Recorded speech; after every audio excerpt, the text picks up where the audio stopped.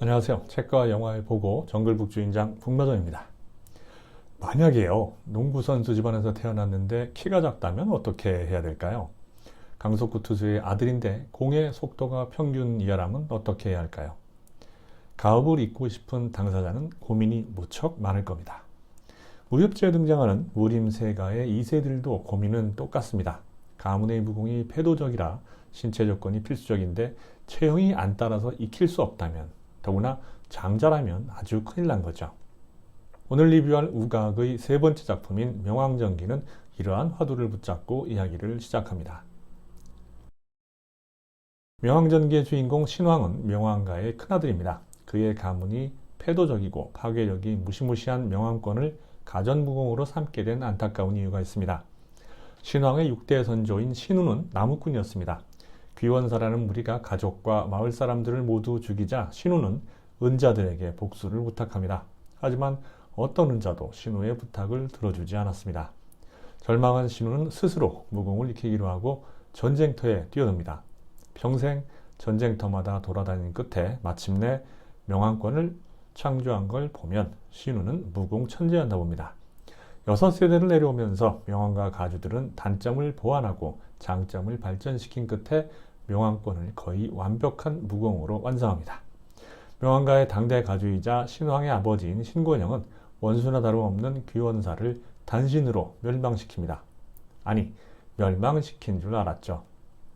하지만 죽지 않은 귀원사의 후예가 있다는 사실을 몰랐습니다. 확실하게 귀원사를 멸망시키지 않은 신권영의 행동이 중원을 피로 물들이는 사건의 시작인 줄은 아무도 몰랐습니다. 주인공 신왕은 신체의 한계로 가전무공인 명왕권을 익힐 수 없습니다. 그래서 어린 나이에 집을 떠나 할아버지의 가르침을 받으며 새로운 무공을 모색하죠. 신왕은 10년 동안 천하를 떠돌다가 천산 근처에 터를 잡습니다. 이곳에서 무의의 아버지 백우인과 친해지지만 영약을 탐낸 천산파 무리민들이 백우인을 살해하자 천산파를 찾아가서 태상문주와 문도들을 박살내고 복문시킵니다. 백우인의 아내와 딸을 만나기 위해 난주러 가지만 여기서 또 사건이 터집니다. 백우인의 아내 팽하연을 눈독 들이던 이정무가 그녀를 납치해서 폭행한 겁니다. 마침 이정무의 딸과 혼사를 의논하기 위해 찾아온 당문의 셋째 아들과 고수들이 신왕을 가로막습니다. 판이 깔렸으니 춤을 춰야죠. 신왕은 이정문 부자와 당문 고수들을 본보기로 제거하고 당문주의 딸인 당수련만 살려보냅니다. 당문과의 결전을 대비한 작가의 복선이죠. 신왕은 백우인의 딸 무의를 친딸처럼 여기고 보살핍니다. 신왕은 무의 앞에서는 한없이 다정하지만 무의를 건드리는 적에겐 악마로 변신하는 이중인격의 소유자입니다. 신왕을 보면서 이런 생각이 들더군요. 이 사람은 강해서 외로운 걸까? 아니면 외로워서 강해진 걸까? 부모를 잃은 무의를 계속 데리고 다닐 수 없기에 신왕은 무의를 외가인 팽가로 데리고 갑니다. 팽가에 도착해보니 후계자를 노린 암투가 진행 중이었습니다. 마치 신왕이 와서 해결해 주길 기다린 것 같은 상황이네요. 마교와 무림맹의 사주를 받은 팽가 인물들은 가주가 병중인데도 쿠데타를 일으키는데 신왕은 무의를 지키기 위해서 끼어듭니다. 신왕에게 질려버린 당문의 차기 원조 기승자는 스스로 복문을 선언한 후 당수련마저 내팽개친 채 돌아갑니다. 당수련과 무림맹 군사의 딸은 상대를 모르고 덤빈 죄로 처참하게 생을 마감하죠. 팽가는 고마움의 표시로 마교 유물로 알려진 철패를 신왕에게 주는데 결말에 가서야 이 철패의 엄청난 가치가 드러납니다. 신왕은 마교 교주인 백용우를 만납니다. 백용우는 마교 교주지만 정파 무림인들보다 훨씬 공명정대하고 남자다운 인물이라 두 사람은 쉽게 친구가 됩니다. 백용우는 마교의 부흥과 아버지를 죽인 원수인 무림맹주 백무광을 죽이는 게 목표입니다. 놀랍게도 백무광은 백용우의 아버지를 죽인 후에 그의 인피명부를 수십 년 동안 쓰고 있었던 겁니다. 백용우는 무림맹주에게 접근하기 위해 비무대회에 출전하지만 백무광의 흉계에 걸려서 비무도중 천마의 노예가 되고 맙니다. 무림맹주 백무광은 백용우를 노예로 삼은 후에 마침내 숨겨왔던 정체를 드러내죠. 그는 신왕의 아버지에게 멸망당한 귀원사의 마지막 후예 화천이었습니다.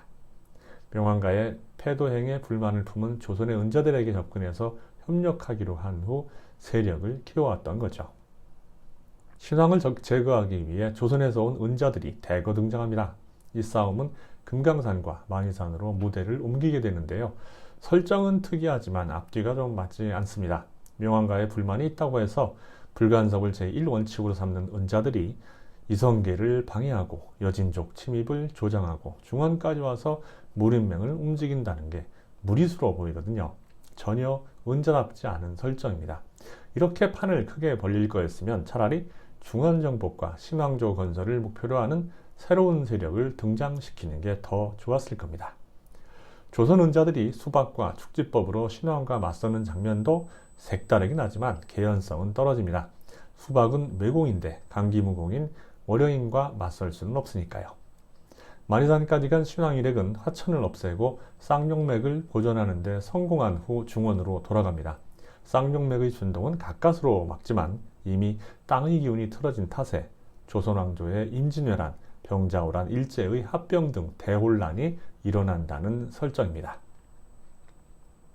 무협소설을 비롯한 콘텐츠를 고를 때 대리만족을 최우선 가치로 삼는 독자라면 이 작품을 선호할 수 있습니다. 작가의 다른 작품인 십전제나 화산곤마도 정도의 차이는 있을지언정 비슷한 대리만족을 느낄 수 있을 겁니다. 우각과 초우 등 먼치킨 전문 판협지 작가들의 장점은 현실과는 유리된 상황에서의 대리만족을 목표로 하기에 상황이 해결되기까지의 과정에서 그 어떤 콘텐츠보다도 몰입감이 뛰어나고 집중할 수 있다는 점입니다. 읽고 난 다음엔 속이 다 시원하죠. 이런 장점이 있기에 많은 단점에도 불구하고 고정 팬들이 있는 거라고 생각이 됩니다.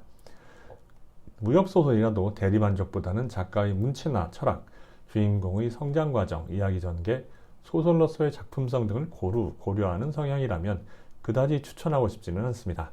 대리만족이라는 목표를 위해서 주인공을 먼치킨으로 설정하고 손발이 오글거리는 상황을 설정하다 보니까 독서 경험이 많은 독자라면 만족하지 못할 가능성이 높기 때문입니다. 다양한 무협 경험을 위해서 한 번쯤 먼치킨 판협지의 구성과 이야기 전개를 알아보고 싶다면 읽어볼 만합니다. 이 소설을 한 문장으로 압축하자면 명왕권을 대신할 신무공 창조와 가족 지키기라고 할 수 있습니다. 신왕은 표면적으로는 평화로운 인물입니다. 조용히 살고 싶지만 무림인들이 친한 사람들을 죽여서 그 원수를 갚다 보니 이렇게 된 것뿐이라는 거죠. 먼치킨 판협지의 단점이 여기서 드러나는데요. 한결같이 주인공은 조용히 살고 싶은데 꼭 먼저 와서 건드리는 바람에 사단이 납니다. 그렇게 당했으면 피해야 정상인데 늘 똑같죠. 이 과정에서 등장인물들을 바보로 설정하는 점을 피할 수 없습니다. 바보가 아니라면 달려들지 않을 테고 대결이 이루어지지 않아서 이야기 전개가 불가능하니까요. 그나마 이 소설은 9권이기 때문에 같은 패턴의 반복이 적어서 지루함이나 피곤함은 덜합니다. 그런데 점점 소설 부피가 늘어납니다. 북검전기는 16권, 사신표올은 26권으로 이 소설에 비해서 3배 늘어난 분량입니다.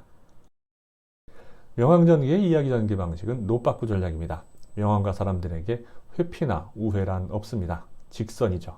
압도적인 힘으로 적을 박살냅니다. 그러다 보니 통폐함은 있어도 설정에 묘미로 주는 재미는 약합니다. 모든 이야기 전개와 구성이 먼치킨 전략으로 일관하기에 단순합니다. 먼치킨을 좋아하지 않는 독자와는 거리감이 클 수밖에 없습니다.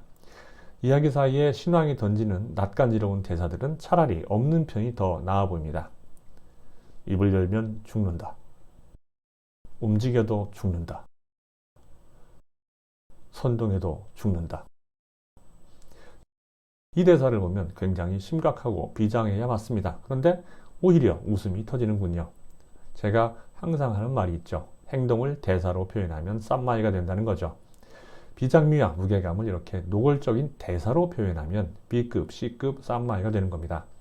S급 작가들은 이럴 때 대사가 아니라 분위기와 캐릭터의 행동으로 표현하죠. 이 차이를 느껴보고 싶으면 장경의 암왕이나 용대군의 불림천하를 꼭 읽어보시기 바랍니다. 우각의 소설은 화산곤마와 십전제를 지금까지 읽었고 현재는 비교를 위해서 전왕전기를 읽고 있습니다. 먼치킨을 소재로 하는 건 크게 다르지 않고요. 다만 명왕전기가 작가의 초기 작품인데다가 권수가 9권에 불과하기 때문에 지루함과 피로함이 덜한 건 분명합니다. 20번짜리 화산검만은 그렇게 당하고도 계속 똑같은 패턴으로 적들이 달려드는 걸 보면서 얘들 바본가 싶었거든요. 전황전기의 경우 도입부에서 용대운의 작품인 독보건곤의 그림자가 많이 느껴집니다. 주인공 단사이가 고난을 겪는 과정과 사부인 한무백의 천포무장류가 독보건곤의 주인공 노독행과 무쌍류의 전승자인 독고무정을 만나는 과정과 비슷하거든요. 지금까지의 느낌만으로 이야기하자면 전황전기가 그나마 가장 나아 보입니다. 이 부분은 완독을 한 후에 다시 이야기해 보도록 하죠. 명왕전기는 시간이 갈수록 퇴화하는 느낌의 우각 초기작이 궁금한 독자들이라면 추천할 만합니다. 먼치킨 카테고리에서 벗어나지는 못했지만 조선의 은잔이 6대에 걸친 명왕권이니 조선과의 연관관계 등 실제 역사와도 연관을 지으면서 차별화를 하려고 노력한 점이 보이거든요. 볼륨도 적어서 가성비도 괜찮고요. 우각의 명왕전기에 대한 북마전 평점은 6점입니다.